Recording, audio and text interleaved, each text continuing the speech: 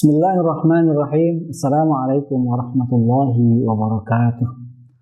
Para pemirsa yang Allah muliakan, alhamdulillah kita bisa berjumpa kembali pada episode kali ini untuk melanjutkan pembicaraan kita yang lalu, di mana pada episode yang lalu kita sudah membahas tentang bagaimana Islam menghargai ilmu pengetahuan dan menganggap penting ilmu pengetahuan.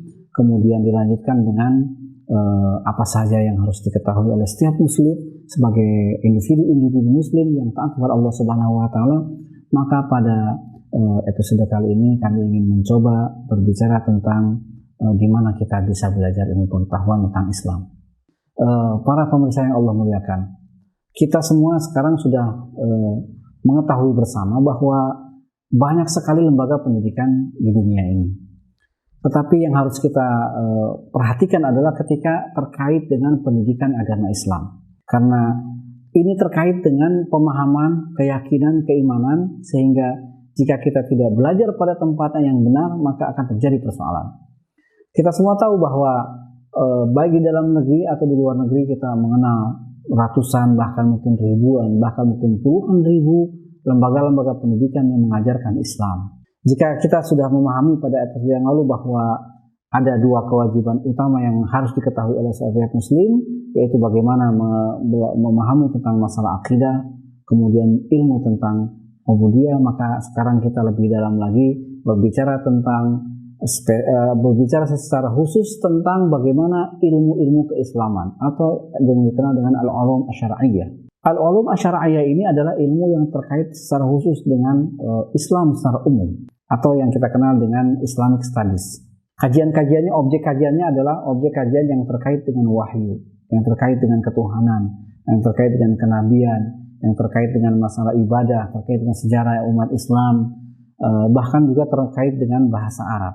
Jika seperti itu objek kajiannya, maka kita harus mulai berpikir jika ada seseorang, apalagi di tanah air, anak-anak muda, tamatan pondok pesantren atau tamatan madrasah aliyah, tamatan SLTA atau lembaga-lembaga yang sederajat dengan itu dan ingin mempelajari al-ulum asy-syar'iyyah dengan baik, dengan benar, dan menjamin bahwa pemahaman yang dipelajari oleh orang itu bersesuaian dengan tradisi, dengan keyakinan, dengan adat dan karakter masyarakat Indonesia. Kira-kira jika di luar negeri kita harus di mana belajar itu? Kaum muslimin yang Allah muliakan, memang di dunia ini banyak yang menawarkan, terutama di Timur Tengah, bagaimana belajar Islam, bahkan menawarkan beasiswa dan segala macamnya.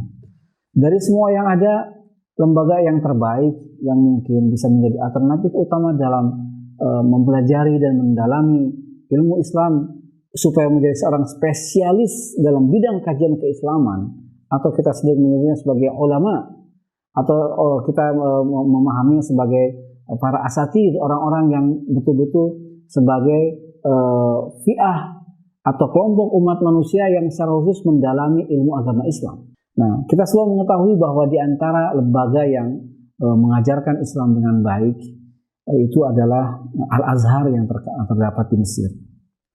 Lembaga ini sudah berdiri sejak 1070 tahun lalu.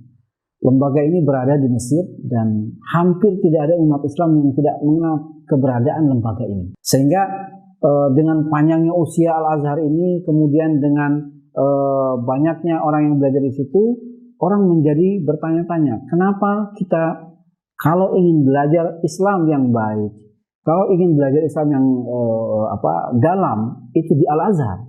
Tidak berarti kemudian lembaga-lembaga yang lainnya tidak menawarkan hal serupa. Hanya mungkin pada kesempatan ini kami ingin menjelaskan kenapa Al-Azhar menjadi pilihan yang tepat untuk siapapun yang ingin belajar Islam. Pertama, Al-Azhar ini merupakan sebuah lembaga pendidikan Islam yang usianya sudah lama dan sampai hari ini baik-baik saja. Di dunia ini banyak sekali lembaga pendidikan yang bersejarah, tetapi mereka hanya bertahan 100 tahun, 200 tahun, 300 tahun, kemudian hilang, kemudian dibangun, kemudian lagi muncul di mana-mana, kemudian berubah haruan. Tetapi Al-Azhar semenjak didirikannya sampai hari ini justru Al-Azhar mengalami kemajuan yang luar biasa. Dan ciri khas utama Al-Azhar adalah karena Al-Azhar mengajarkan ilmu-ilmu tentang keislaman. Adanya Al-Azhar yang kita anggap sesuatu yang berkelanjutan dengan baik, bahkan cenderung mengalami kemajuan dengan baik, ini menunjukkan bahwa Al-Azhar hadir dibutuhkan oleh umat manusia. Bahwa Al-Azhar hadir dibutuhkan oleh umat Islam. Bahwa keberadaan Al-Azhar sangat ditunggu dan sangat dinantikan oleh umat Islam untuk mempelajari Islam.